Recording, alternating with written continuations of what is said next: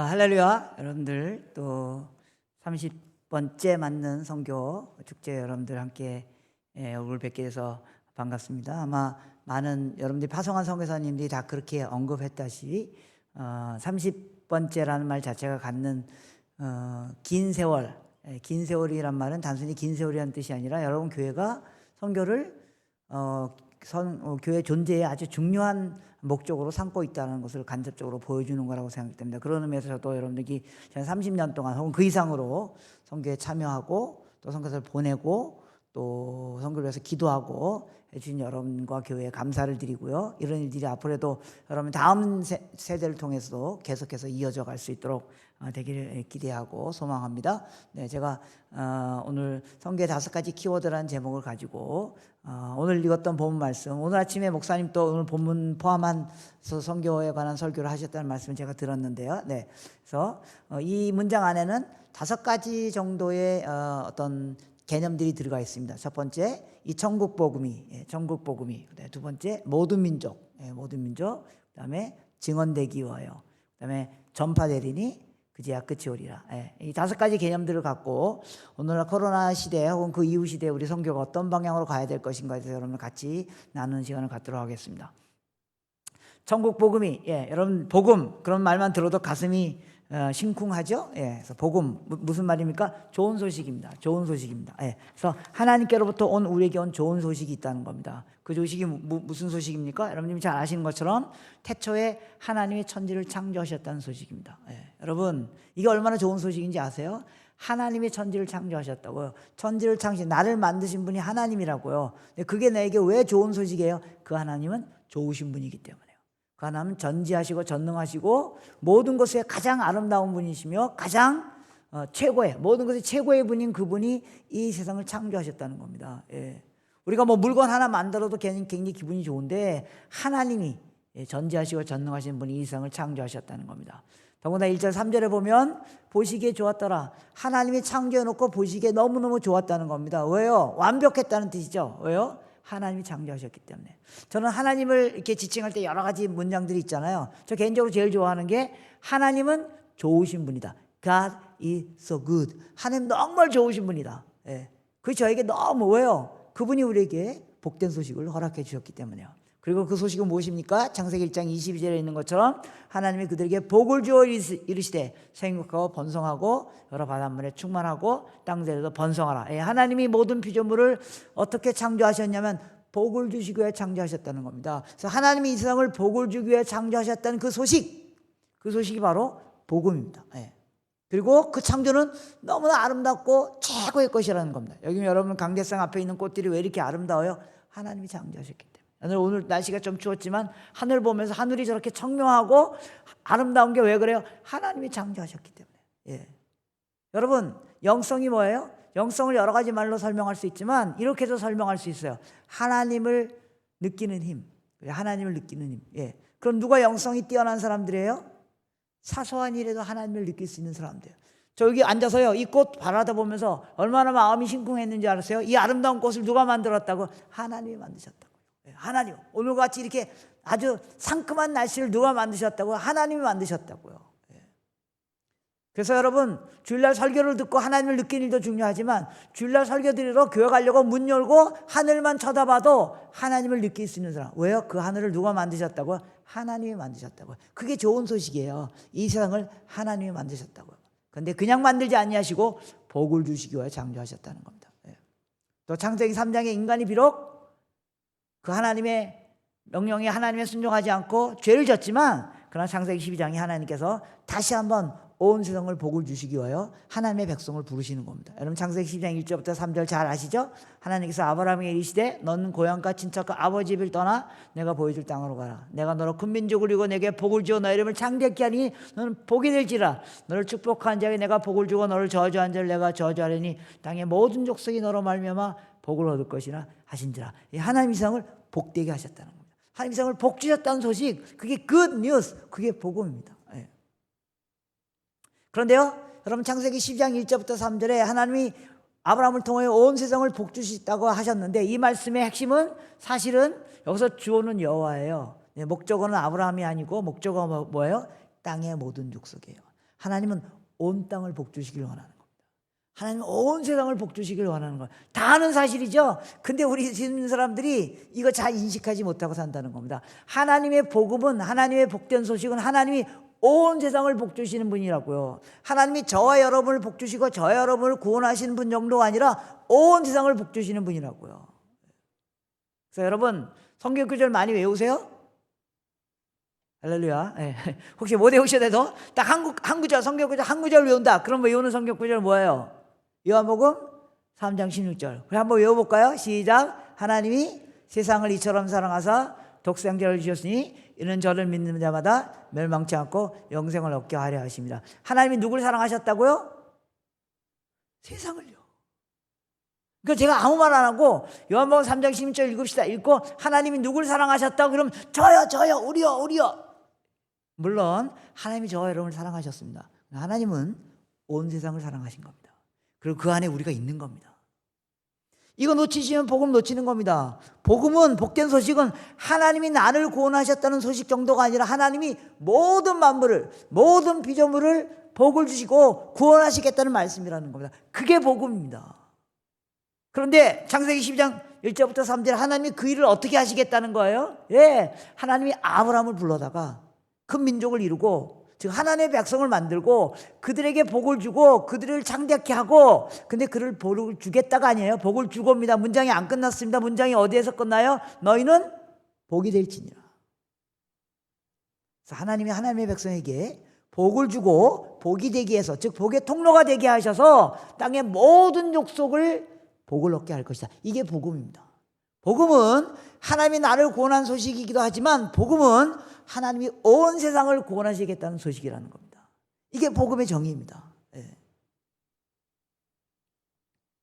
그래서 여러분 보통 우리가 기도할 때 나의 주 나의 하나님 이렇게 말하잖아요. 저도 그렇게 기도해요. 나의 주 나의 하나님. 맞아요. 근데요 그 말 잘못 쓰면 하나님 모독하는 거예요. 하나님이 내 거예요? 하나님이 내 게 아니고 내가 하나님 겁니다. 하나님이 나를 위해 존재하는 게 아니고 내가 하나님을 위해서 존재하는 거예요. 하나님이 내 인생의 목적을 위해서 존재하는 게 아니고 내가 하나님의 목적을 위해서 존재하는 거예요. 근데 하나님의 목적이 뭐라고요? 땅의 모든 족속을 구원하시겠다고요. 땅의 모든 족속을 복을 주시겠다고요. 네. 그래서 하나님의 백성인 우리가 통로가 돼서 땅의 모든 족속을 복을 주시겠다. 그게 복음이라고요.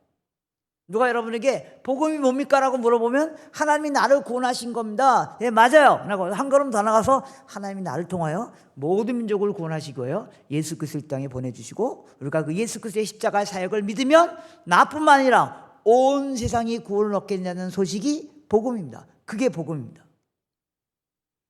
그래서 그 결과 어떤 일이 일어난다는 거예요? 천국의 복된 소식은 그래서 온 세상이 구원을 얻으면 어떻게 된다는 거예요? 예, 시편 같은 데 보면, 이사야서 같은 데 보면 마지막 날에 만방이 다 하나님께 몰려들게 될 거고, 그 4절에 보세요. 사람들이 칼과 창을 꺾어서 보습을 만들고 창을 꺾어서 낫을 만들어서 곡식을 나누고 화평을 누리고 더 이상 전쟁하지 않고 평화의 나라가 만들어지게 될 것이다. 예, 이 땅이 하나님의 평화의 나라로 바뀌게 되는 그 일이라는 거, 그게 복음입니다.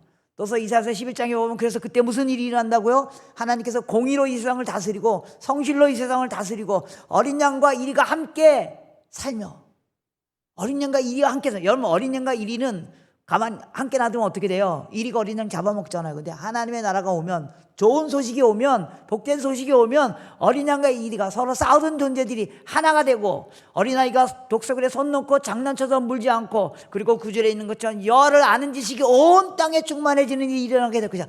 이게 복음입니다. 여러분 심쿵하지 않으세요? 네. 와, 우리가 이런 걸 하나님, 이 복된 소식을 우리에게 주셨구나. 그래서 에베소서 2장에 보면, 그래서 그 과정을 어떻게 설명해? 바울은 또 우리가 허물과 죄로 죽을 수밖에 없었던 존재였는데 하나님께서 우리를 살리시고 믿음으로 말미암아 우리를 구원하게 하셨고 그 구원의 선물을 우리에게 주셨다. 그래서 우리가 구원을 받았다. 그러나 그 정도가 아니라 2장 14절에 가면 이제 둘로 하나를 만들고, 이 둘로 하나를 만들었다면 이방인과 유대인이 그리스도 안에서 하나가 되게 하고, 예, 이방과 유대인들이 그리스도 하나가 되고, 그래서 그들을 통하여 하나님의 교회를 세워가는 그 일들이 일어나게 될 것이다. 이전에는 복음을 알지 못했던 사람들과 복음을 이미 알았던 사람들이 하나가 되어져서 하나님의 교회를 만들어가는 일, 그 일이라는 게 그게 복음이라고요. 그래서 바울은 로마서 1장 14절에 내가 이 복음을 부끄러워하지 않으니, 내가 복음을 부끄러워하지 않는 이유가 뭔지 아냐? 이 복음은 모든 믿는 자에게 구원을 주시는 하나님의 능력이 됩니다. 여러분, 복음을 뭐라고 정의한지 아십니까? 바울은 복음은 모든 사람을 구원할 능력이 하나님에게 있다는 소식이 복음이라는 겁니다.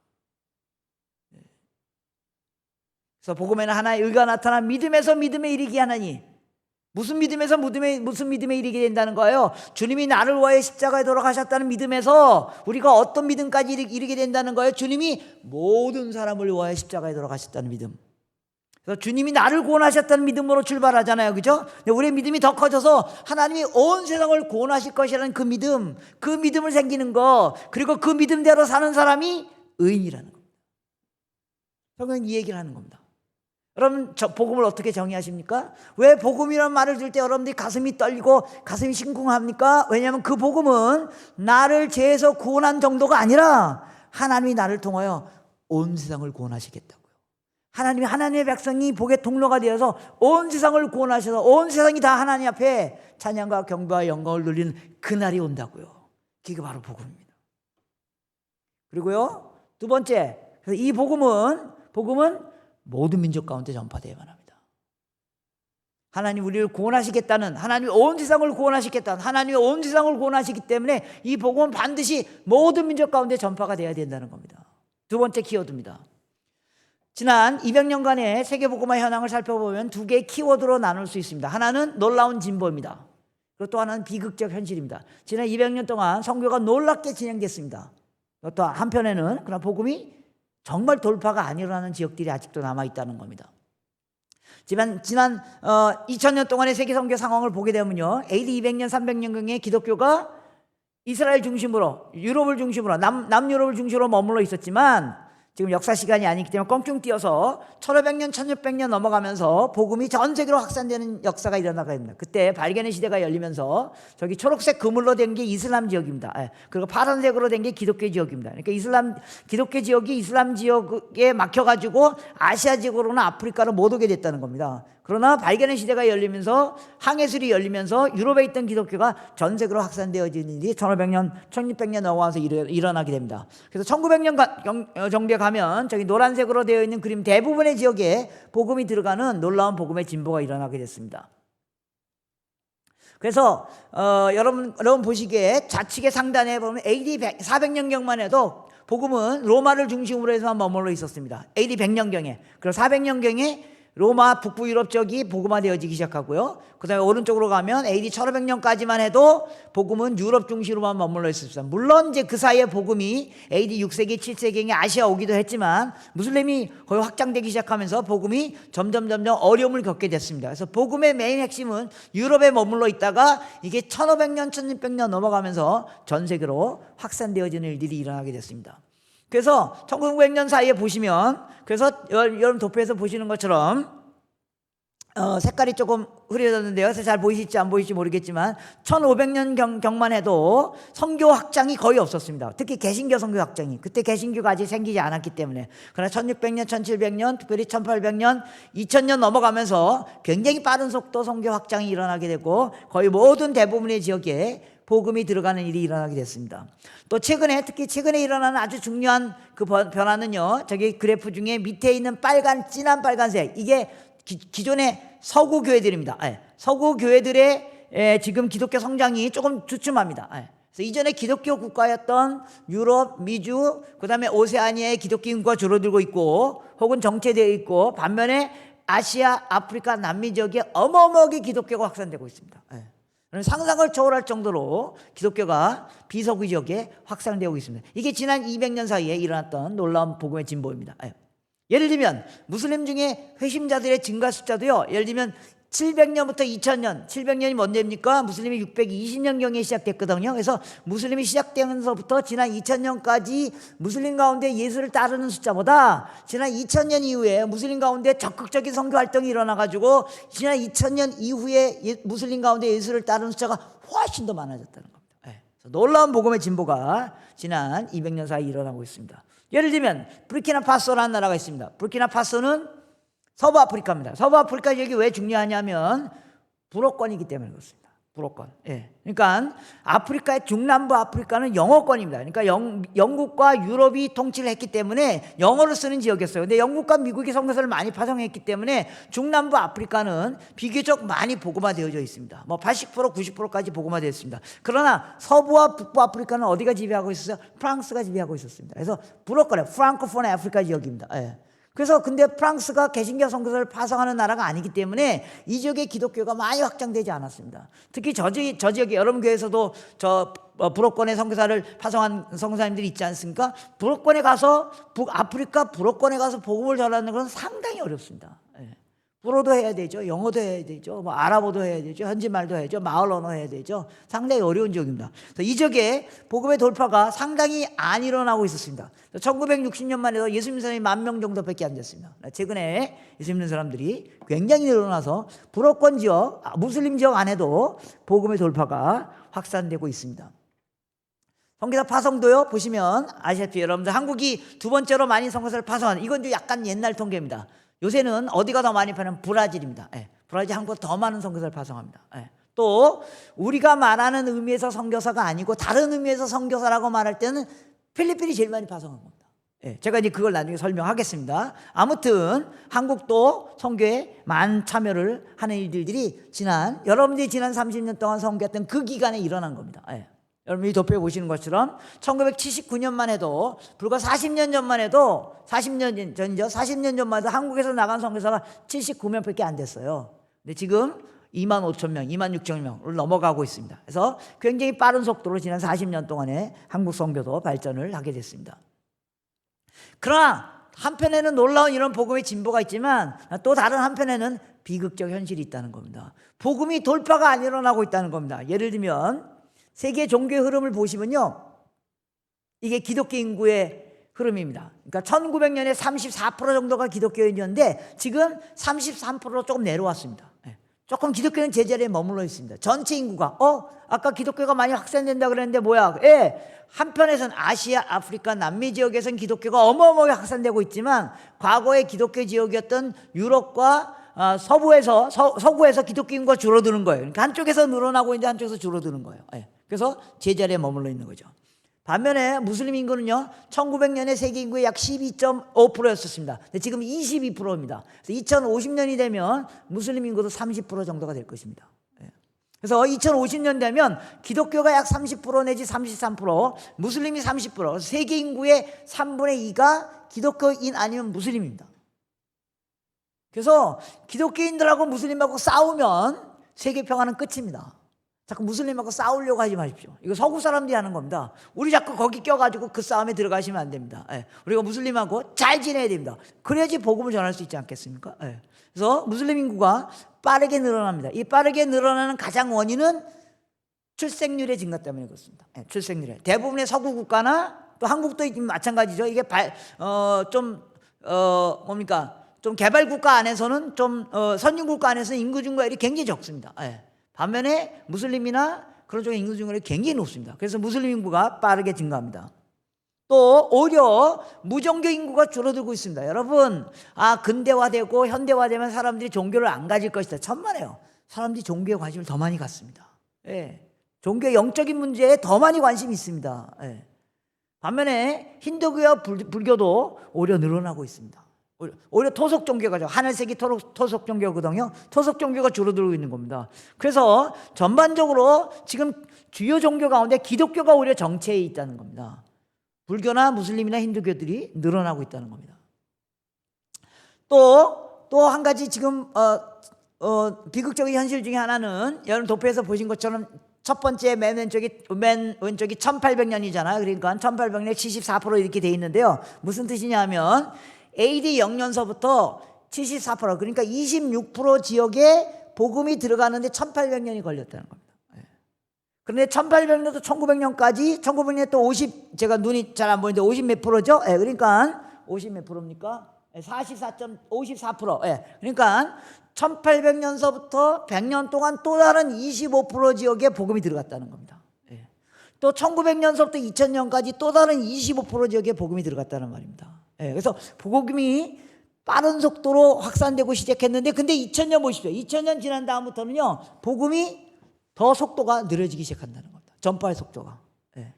그래서 지금 복음이 자유롭게 전파될 수 있는 가능성 있는 지역에는 복음이 다 들어갔고요. 이제 복음 전파가 어려운 지역, 강력한 무슬림권, 강력한 힌두권, 그런 지역들이 남아있다는 거예요. 돌파가 안 일어나고 있다. 선교사 더 많이 나가고요. 선교 자원 더 많이 쓰는데도 이 선교 속도가 지금 굉장히 느려지고 있다는 겁니다. 왜 그러냐 하면 돌파가 안 일어나고 있기 때문에 그렇다는 겁니다. 예.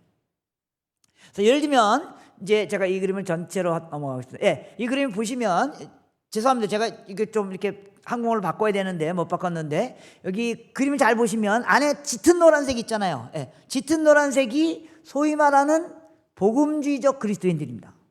여러분, 그리스도인 가운데서도 소위 말하는 명목상 그리스도인들이 있잖아요. 그죠? 예, 교회만 나가는 그리스도인들. 예, 그래서 그런 그리스도인이 있고, 정말로 복음적 그리스도인이란 말은 복음을 전해야 된다고 생각하는 사람들. 예, 그 사람들이 노란색입니다. 예, 그 노란색이 지금 예를 들면 저기 두 번째 보면 유럽을 보시면요.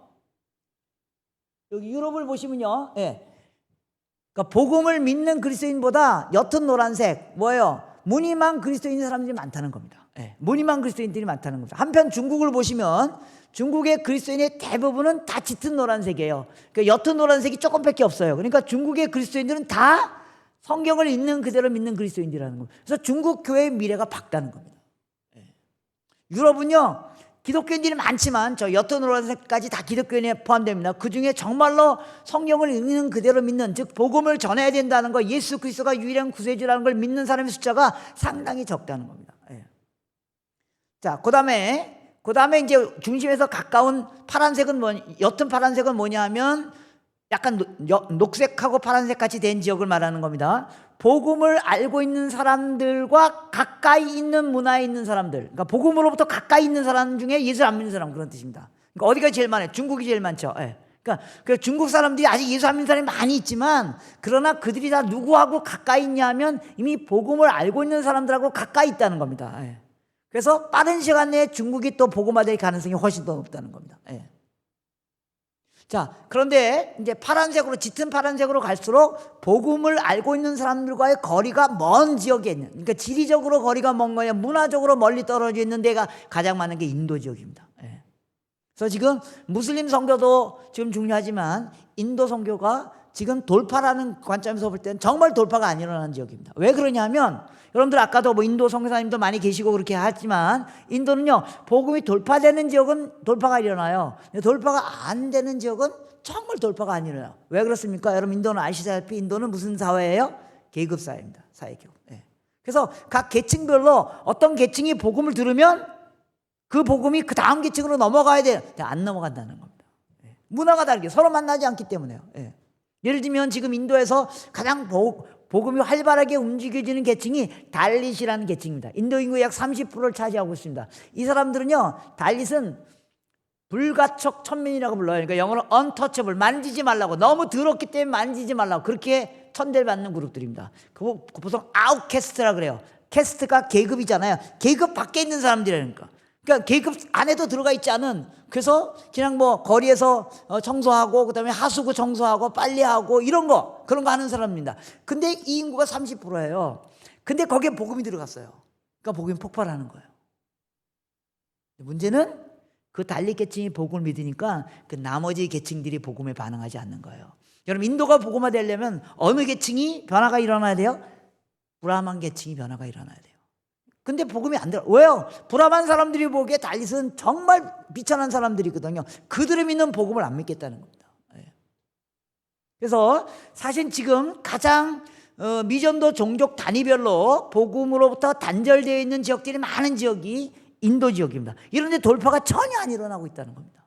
복음이 간 곳, 그래서 인도 사역이 대부분 다 구제 사역입니다. 우리가 하는 인도 사역이 구제 사역. 왜 그렇습니까? 가난한 자들. 근데 여러분, 인도의 중상류층들은요, 한국보다 훨씬 잘 사는 거 아세요? 예.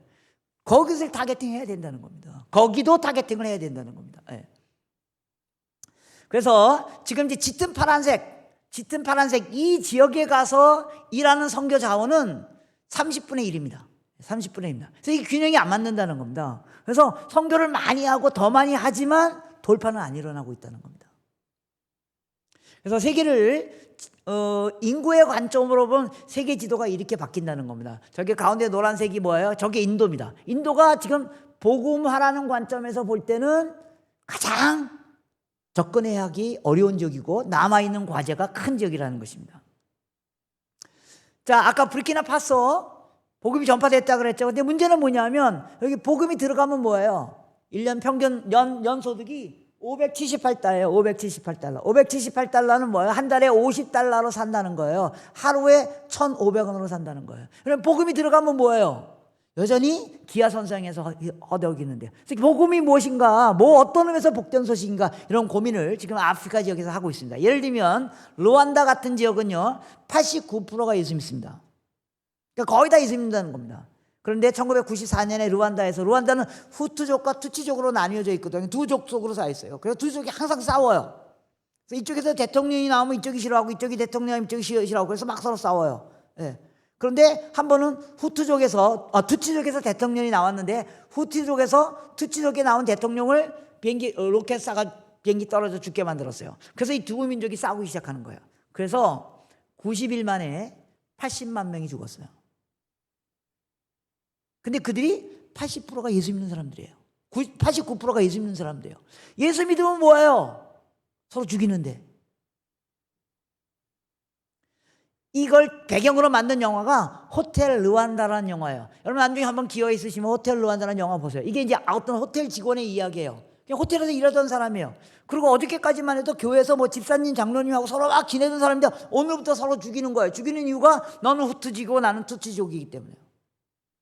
그때 타임지 기자가 거기 이제 들어간 거예요. 도대체 이 사람들이 뭘 얼마나 다르길래 이렇게 서로 죽이는가. 그 타임지에 기사를 썼어요. 기사 제목이 뭐냐면 후투족과 투치족은 너무 다르더라.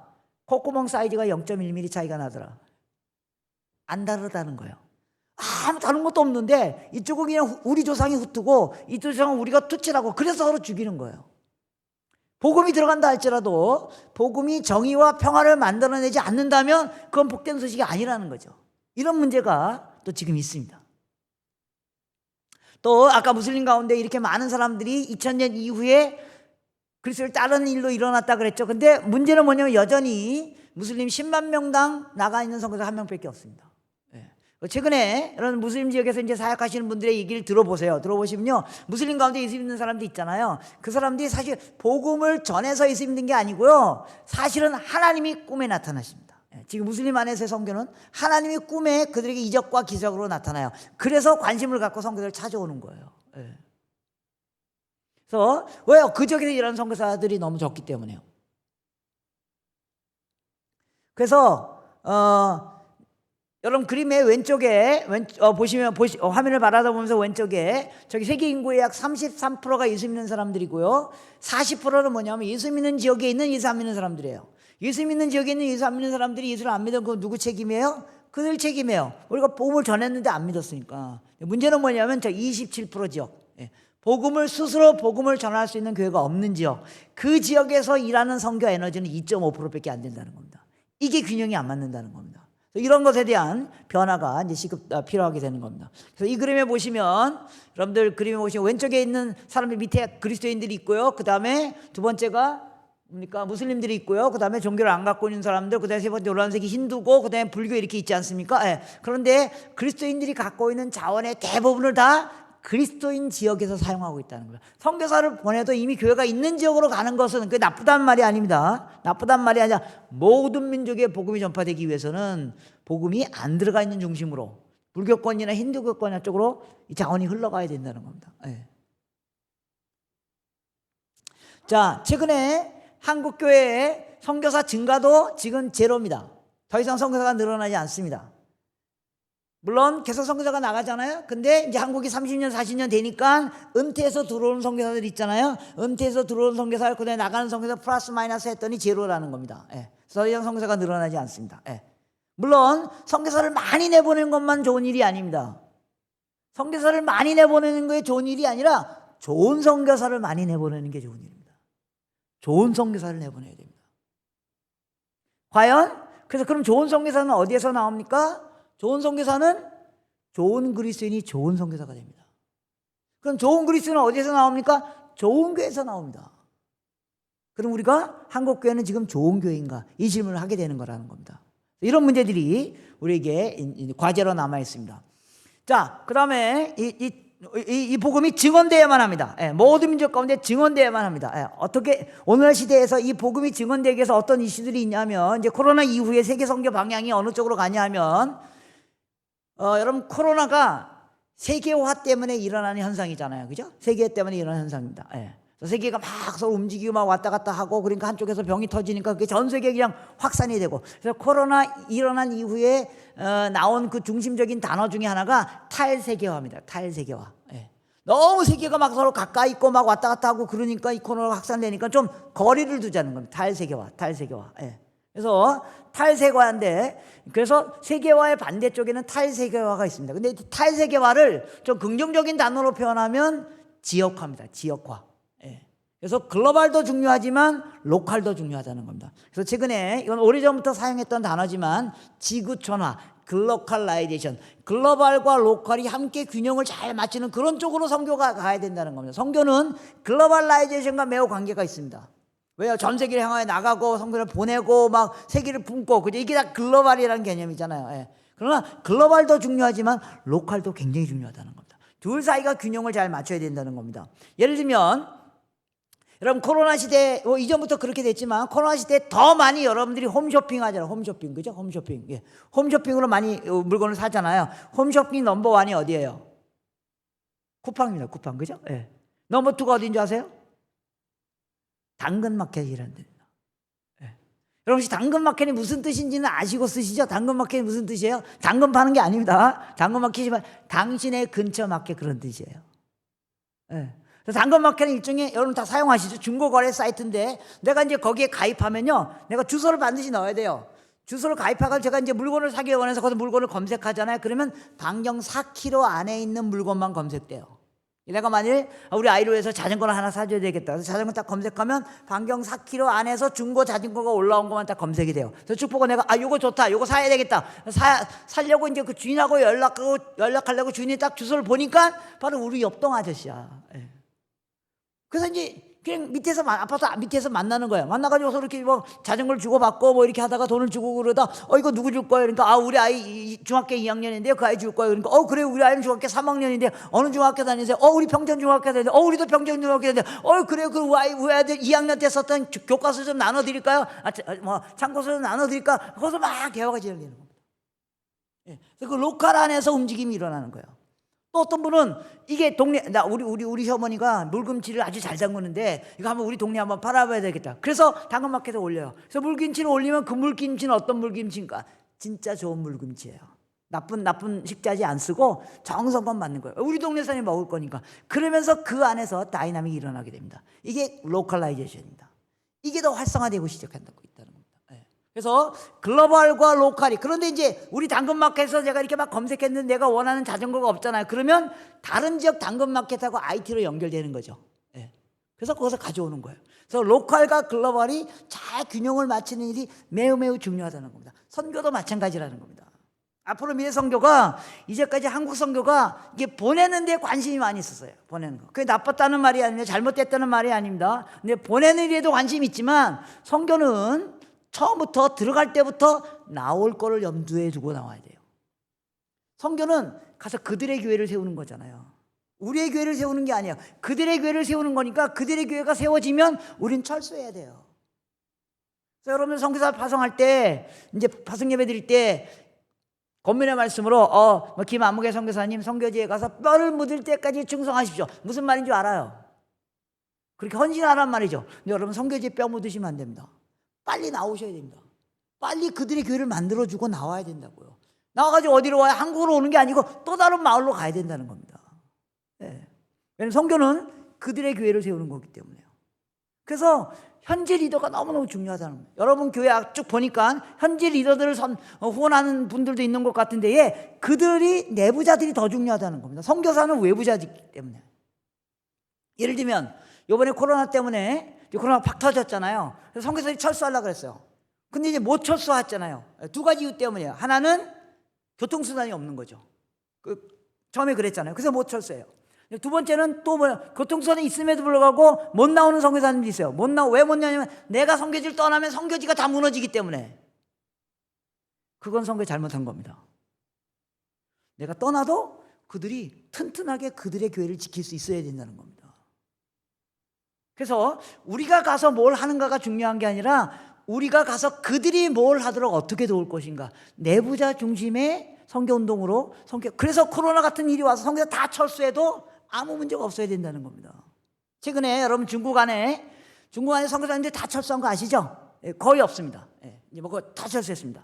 코로나 때문에 철수했기도 했지만 사실 지난 한 5, 6년 전부터 시진핑 정권이 상당히 교회를 프레셔를 가했습니다. 선교사들 프레셔 가하고 선교사를 뭐 그냥 걸리기만 하면 다 내보냈습니다. 그래서 중국의 선교사가 거의 없습니다. 그래서 안타까운 거죠. 중국의 선교사는 이제 철수하고 안타까워. 그런데 여러분 역사적으로 볼 때는요, 중국 교회가 언제 성장했는지 아세요? 선교사들이 철수하고 난 다음부터 성장하기 시작했습니다. 1800년 말부터 중국에 선교사들이 많이 들어갔잖아요. 1945년, 47년 공산혁명이 일어나고 1951년에 선교사를 한 명도 안 남기고 다 쫓겨났습니다. 정작 중국교회 성장은 1951년부터 일어났습니다. 네. 그래서 우리가 거기 공산화되면서 거기 무슨 일이 일어날지 아무도 몰랐어요. 1980년대, 90년대 중국이 개방돼서 들어가 봤더니요, 어마어마한 일들이 일어나고 있는 거예요. 그러니까 선교사의 입장에서 볼 때는 중국에서 철수하게 된 게 안타까운 일일 수 있지만 하나님의 관점에서 볼 때는 선교사들이 철수해 주면서 그들 안에 있는 그들의 교회들이 강화되기 시작했다는 겁니다. 최근에 중국 안에 이런 북경에 제일 큰 가정교회가 한 2,000명 모이는 3,000명 정도 모이는 교회였는데요. 그러니까 뭐 계속 잘 모인 거예요. 그러다가 막 시진핑 정부가 막 스트레스 가하고 그 다음에 코로나 때문에 시진핑 정부가 잘 됐다. 그래서 코로나 핑계 대고 다 교회를 문 닫아 버렸어요. 그래서 어떻게 된 줄 아십니까? 이 3,000명이 다 흩어졌어요. 그래가지고 마을마다 집집마다 들어가가지고 자기의 집을 교회로 만든 거예요. 그래서 이거 거짓말 아닙니다. 제가 지난주에 우리 계속 지금 커뮤니케이션 하고 있거든요. 지난 1년 만에 이 3,000명이었던 교회가 30만 명이 돼버렸어요. 네. 여러분 고난은 하나님의 전략이에요. 교회는 고난은 결코 교회를 무너뜨릴 수 없어요. 그래서 그 내부자들이 고난 가운데 있지만 그들이 그들의 교회를 세워갈 수 있도록 도와주는 선교는 완전 외부자입니다. 우리는 가서 그들이 주인이에요. 우리가 그래서 내부자들이 튼튼히 서도록 하는 선교 전략으로 가는 게 굉장히 중요하다는 겁니다. 이런 코로나 때 우리가 깨달은 거예요. 헨리 벤이라는 유명한 선교학자가 이런 얘기를 했습니다. 선교의 목표는 선교사의 안락사다. 선교사의 목표는 선교사의 안락사다. 선교사가 왜 거기 갔어요? 거기 교회가 없으니까. 근데 거기 교회가 생겼어요. 그럼 선교사가 나오는 거라는 겁니다. 한국으로 오는 게 아니고 또 다른 복음화가 안 된 지역으로 간다는 겁니다. 그래서 그런 전략들로 바뀌어야 할 필요가 있습니다. 그 다음에 이제 뭐 탈도시화, 코로나 때문에 탈도시화, 여러분 많이 들었던 얘기이기 때문에 그냥 넘어갑니다. 그래서 생태신앙이 너무너무 중요하고요. 그 다음에 대면하다가 안 되니까 비대면으로 가다가 지금 그래서 온라인으로 넘어갔잖아요. 그죠? 그래서 우리 온라인에서 이렇게 모이고 이러는 것에 대해서 굉장히 힘들어 하잖아요. 맞아요. 힘들어요. 그래도 우리가 그 안에서 새로운 방법들을 창조해야 됩니다. 여러분도 그래도 이제 랜선 선교를 하겠다고 생각하는데, 온라인 안에서, 언택 안에서 선교하는 방법들을 찾아내야만 해요. 예를 들면 연세가 좀 있으신 분, 나는 뭐 온라인 이런 거 너무 힘들어. 거짓말 하지 마세요. 한국에서 유튜브는 50대 60대가 다 잡고 있는 거 아시죠? 여러분 다 지금 온라인 하고 있잖아요. 언택을 하고 있잖아요. 그죠? 그러니까 좀 적응하려고 하세요. 그러면서 선교의 방법들을 찾아내려고 하는 일이 있었으면 좋겠습니다. 예를 들면 최근에 일본에서 이제 한 선교사가 학원을 하고 있었어요. 요새 한국어가 굉장히 유행인 거 아시죠? 전 세계적으로 하려고. 그래서 여러분들 뭐 특별히 뭐 좀 시간이 있으면 한국어 교사 자격증을 꼭 따세요. 시간 많이 안 걸려요. 한 6개월만 하면 상급은 금방 따거든요. 지금 널려 있어요, 여러분들이. 한국어 갖고 가가지고 이렇게 복음의 통로가 되게 하는 거. 그런데 일본에 이제 이 한국어 학원을 하면서 하는 선생이었어요. 그 선교사였어요. 근데 여러분 언어 학원을 운영할 때 제일 돈 많이 드는 그 요소가 어디예요? 1:1 회화예요. 1:1 회화. 1:1 회화 하려면 원어민 한 사람, 그다음에 현지인 이렇게 해야 되니까 이 원어민을 다 구하려니까 너무 힘들잖아요. 그래서 이분이 일본에서 한국어 학원 하면서도 그 한국 1:1 그 사람을 구하기가 쉽지 않았던 거예요. 그런데 코로나가 타고 온 거예요. 그래서 이제 학원을 다 온라인으로 바꾼 거예요. 그러니까 학습을 다 온라인으로 하는 거죠. 근데 1:1 회화 하는데 한국어 하는 한국 원어민이 없는 거예요. 그런데 온라인으로 되니까 이걸 누가 다 지원했냐면 한국에 있는 젊은이 다 지원을 한 거예요. 안 가도 되니까. 그래서 그 학원이 어마어마하게 부흥하게 됐어요. 예. 그래서 온택 상황에서 선교할 수 있는 많은 전략들이 있습니다. 여러분들이 그런 고민들을 하시면 돼요. 코로나기 때문에 뭐 이제 뭐 할까 하지 마시고 우리가 창의적으로 노력하면 많은 대안들을 만들어낼 수 있습니다. 지금 문제는 뭐냐면 교회가 다시 이제 코로나 끝나고 이렇게 돌아가면 지금 20대는 교회로 다시 돌아올 겁니다. 이 사람들 만나는 거 좋아하니까 오히려 30대, 40대 아이 있는 가정들이 안 돌아올 가능성이 많습니다. 예. 어떻게 그들에게 또 접근할 것인가 그런 전략도 세워야 됩니다. 예. 자, 그래서 코로나 이후 선교사들이 선교지에 고립되게 되고 가는 선교사가 축소될 겁니다. 어쩔 수밖에 없습니다. 왜? 나라마다 점점 더 경제는 개방하지만 종교는 문을 닫고 있기 때문에요. 선교사들이 축소합니다. 예. 그래서 많은 선교사들이 이제 한국으로 돌아올 겁니다. 지금 이 많이 돌아와 있습니다. 근데 그분들을 우리가 잘 활용할 필요가 있습니다. 예. 왜냐면 그분이 어떤 나라에서 20년, 30년 사역했다면 그 나라 전문가잖아요. 그 인력들을 잘 사용할 필요가 있습니다. 예. 그 다음에 그렇다고 선교의 기회가 없어졌나? 그렇지 않습니다. 예. 오히려 선교 현장에서는 전문적인 기술을 갖고 들어오는 사람들 더 열고 있다는 겁니다. 그러니까 우리가 가고 싶은 사람이 가는 게 아니라 그들이 오길 원하는 사람들이 우리가 되어야 된다는 겁니다. 수요 공급의 원칙 아시죠? 예. 그들이 필요한 사람이 우리가 되어야 된다는 겁니다. 그래서 내가 저기가 나를 부른다 막 그거 맞는 하나님이 부르신다 그게 맞는 얘기일 수도 있지만 과연 그 나라에 나 같은 사람을 필요로 할 것인가 그 필요로 하는 사람이 되기 위한 준비들을 할 때 우리는 훨씬 더 선교의 기회가 열릴 수 있다는 겁니다. 단기 선교 지난 2년 동안 다 축소돼 버렸죠. 그래서 제가 이제 교회마다 서베이를 했어요. 서베이를 했더니 단기 선교 못하니까 뭐 하셨습니까? 아무것도 안 했습니다.가 대부분이었습니다. 단기 선교 해외로 못 나가면 국내에서 다문화 사역을 하셔야 되죠. 국내에서 다문화 사역할 기회가 얼마나 많이 있는데요. 네. 선교의 본질은 선교는 멀리 가는 게 선교가 아니에요. 다른 문화에 가는 게 선교예요. 근데 그 다른 문화가 어디 있다는 거예요? 지금 우리 옆에 와 있다는 겁니다. 우리 옆에 와 있다는 겁니다. 네.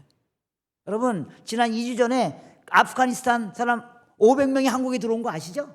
네. 여러분 현재 아프가니스탄에는요 한국 패스포트를 갖고 있는 선교사가 거의 없는 거 아시죠? 우리가 못 들어갑니다. 2007년 아프간 사건 때문에. 근데 그들이 500명이나 우리나라에 왔다고요. 이들에게 관심을 갖는 겁니다. 선교는 멀리 가는 게 아니고 다른 문화에 가는 건데 옛날에는 그 다른 문화가 다 멀리 있었다는 거예요. 근데 그들이 지금 우리 옆에 와 있다는 겁니다. 여러분 한국 사회의 가장 문제가 뭐예요? 인구 절감 현상이잖아요. 예, 여러분 이런 얘기 들으셨죠? 앞으로 2100년 2200년 정도 되면 한국이라는 나라가 없어질지도 모른다. 이런 상태로 가다가는 어떻게 해결해야 돼요? 인구를 늘려야 돼요. 인구를 늘리는 방법은 뭐예요? 첫 번째, 애를 많이 낳으셔야 돼요. 그래서 아직 60이 안 되신 분들 오늘 밤 부탁합니다. 예. 한 아이씩 더 낳으셔야 됩니다. 예. 여기 결혼 안 하신 싱글 형제 자매님들 3명 찍고 4명 낳으셔야 됩니다. 예. 그래야지만 한국이라는 나라가 유지가 된다고요. 근데 그게 쉽지 않잖아요. 그래서 어떻게 될 거예요? 한국이 분명히 이민 정책을 펼 겁니다. 분명히 이민들에 대해서 문을 열 겁니다. 여러분 한국 시민권 얻는 거는요 미국 시민권 얻는 것보다 더 어려운 거 아세요? 이제까지 그랬다는 겁니다. 근데 이제 한국이 서서히 문을 열게 될 것입니다. 그러면 드디어 한국이 시민권을 주기 시작한다. 그럼 어느 나라 사람들이 몰려올 거예요? 저 영국 사람, 미국 사람, 캐나다 사람, 미국 사람들이 몰려올 거예요? 아니죠. 아프가니스탄, 우즈베키스탄, 카자흐스탄, 이란, 몽골, 네몽고, 뭐 네팔, 방글라데시 이런 사람들이 몰려올 겁니다. 그들은 다 무슬림이고 그들은 다 힌두고 그들은 다 강력한 불교권 사람들입니다. 한국이 머지않아 빠른 속도로 다인종, 다문화, 다종교 사회가 될 것입니다. 교회가 그거 준비하셔야 됩니다. 무슬림이 물려오는 게 문제가 아닙니다. 잘못 생각하고 있어요. 무슬림들이 물려오고 있다. 여러분 이런 얘기 들으셨죠? 10년 전만 해도 한국의 무슬림들이 수천 명이었어요. 근데 지금 20만 명이에요. 모스크가 여기 어디입니까? 저 이태원에 하나 있었는데 지금 13개예요. 전국에. 그리고 기도처가 150개예요. 와 큰일 났다. 이놈들이 몰려오고 있구나. 그들이 몰려오는 게 문제가 아니고 우리가 그들 예수 믿게 못하는 게 문제입니다. 그들이 왜 왔어요? 그들이 여기 뭐 다 무슬림 전도하러 왔어요. 그중에 그런 사람도 있겠죠. 근데 대부분은 왜 온 거예요? 우리가 노동시장을 개방했기 때문이에요. 한국은 더 이상 외국인 근로자들이 없으면 여러분 한국 대학도 요새 대학이요 외국인 유학생 안 받으면 한국 대학 다 문 닫습니다. 네, 각 대학마다 여기 서울에 웬만한 대학 다 3,000명, 4,000명 고려대 외국인 유학생이 8,000명입니다. 예. 그 어마어마한 인구들이 우리 옆에 와 있다는 겁니다. 그래서 우리가 멀리 가는 것이 중요한 것이 아니라 문화를 넘어갔는데 그 문화가 우리 옆에 와 있다는 겁니다. 어떤 선교사님이 이 예화를 듣는데 제가 3시 20분에 끝내야 되죠? 이거 1분 남았네. 예, 죄송합니다. 예, 끝내겠습니다. 예. 뭐 결론만 얘기하고 마치겠습니다. 예. 어떤 선교사님이 이런 예화를 들었어요. 한국이 그 올림픽에서 매일 금메달 따는 종목이 있어요. 뭐예요? 양궁입니다. 양궁 나갔다 하면 금메달. 이건 5개 다 싹쓸이 했잖아요. 그죠? 그리고 지난달에 또 양궁 세계대회에서 5개 다 싹쓸이 했잖아요. 그래서 양궁 하면 한국이에요. 그래서 세계 사람들이 한국 사람들이 다 양궁을 잘하는 줄 알아. 저는 양궁 만져본 적도 없거든요. 한국이 정말 양궁 잘하는 나라가 되려면 모든 국민들이 양궁을 즐겨야 돼요. 그래서 시대에서 1등한 사람이 도대에 가고 도대에서 1등한 사람이 뭡니까? 국가대회에 나가고 국가대회에서 1등한 사람이 국가대표로 나가고 그래서 그 사람이 금메달 따야지만 정말 양궁 잘하는 나라잖아요. 한국이 정말 선교 잘하는 나라가 되려면 선교사 많이 파송하는 일도 중요하지만 성도들 모두가 선교를 즐길 수 있어야 돼요. 그런데요, 옛날에는 이게 불가능했어요. 왜요? 선교 자꾸 저기 가서 해야만 하기 때문에. 오늘날 그게 가능한 시대가 왔어요. 그들이 우리 옆에 와 있어요. 여전히 우리가 선교사를 많이 보내고, 그래서 보내는 선교사, 우리는 보내는 선교사고 나간 선교사 나가서, 이거 옛날 패러다임입니다. 그래서 제가 새로운 단어를 만들었어요. 미셔너리라는 단어 없애고 그냥 미션, MISSIONER, 미셔너. 우리가 모두가 다 선교인이라는 거예요. 여러분, 전도를 목사님만 해요? 실제 여러분 교회 안에서 전도는 목사님보다 성도들이 더 많이 하는 거 아세요? 네. 선교도 똑같아요. 선교를 선교사가 많이 하면 안 되고 모든 성도가 선교해야 돼요. 그런데 그것이 가능한 시대에 왔다는 겁니다. 네. 그들이 바로 우리 옆에 와 있기 때문에. 그래서 여러분 교회가 선교사를 많이 보내고 또 많이 지원하고 많이 기도하고 너무너무 감사해요. 계속 그 일을 했으면 좋겠어요. 동시에 여러분도 선교에 참여해야 돼요. 그것은 단순히 단기 선교여행 가는 거 이런 것도 많이 참여해야 되지만 또 매일매일 삶 속에서 그들이 우리 옆에 와 있기 때문에 매일매일 삶 속에서 그들 우리 전철에서 만나잖아요. 전철에서 만날 때 여러분은 전철 대단한 얘기 하지 않았는데요. 전철에서 이렇게 막 힘들어하고 막 보면 알잖아요. 그럼 전철에 딱 보면 특히 주말에 같은 데 보면 일주일 내내 일하고 좀 쉬기 위해서 이렇게 전철 타고 이렇게 시내 나오면서 딱 보면 알죠. 딱 보면 행색을 보면 알잖아요. 좀 모양이 좀 그렇고 얼굴도 그렇고 딱 보고 두리번 어디서 내려야 되는가 몰라가지고 두리번하면서 왜 그건 근로자들이에요. 다가가세요. 다가서 어려운 일 하는 말 아니에요. 힘들죠. 그냥 어깨 한번 들어줘. 혹은 여러분 주머니 혹시 사탕 있으세요? 이렇게 하나 갖다 주세요. 어려운 일 아니에요. 여러분, 내가 그 사람들에게 어떻게 그 나라 말도 모르는데 여러분 걱정하지 마세요. 여러분들의 그 나라 말 솜씨보다 그들의 한국어 솜씨가 월등하거든요. 대화할 수 있습니다. 또 그래 한번 해봐야 되겠다. 그래서 오늘 이제 예배 끝나고 이제 가서 주머니에 귤 하나 있는 거 딱 주고 이렇게 해가지고 이제 전철에 닦아가지고 이제 보니까 저기 약간 어리버리하고 이렇게 막 찾는 사람이 있다. 저 사람 외국인 것 같다. 가서 닦아서 이제 이렇게 어디 좀 도와드릴까요? 이렇게 하고 이렇게 딱 얼굴을 딱 보면 그 사람 눈하고 내 눈하고 딱 마주치잖아. 그럼 여러분 어떻게 싹 피하죠? 네. 두려워서. 여러분 한국에 있는 외국인 근로자고 여러분하고 눈이 마주쳤다고 칩시다. 누가 더 두려울까요?